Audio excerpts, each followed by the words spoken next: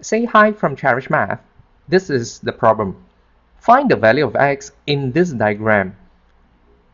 For this simple tutorial, I am going to introduce this so-called secant-tangent theorem to solve our problem. I'm going to read out here. When a secant intersects a tangent at an external point P as shown, then A times B equal C squared. And now, let me work out the solution according to this theorem.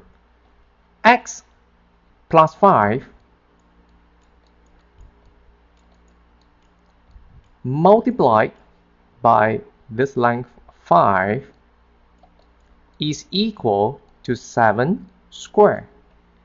And the value of the x is 49 divided by 5 minus 5.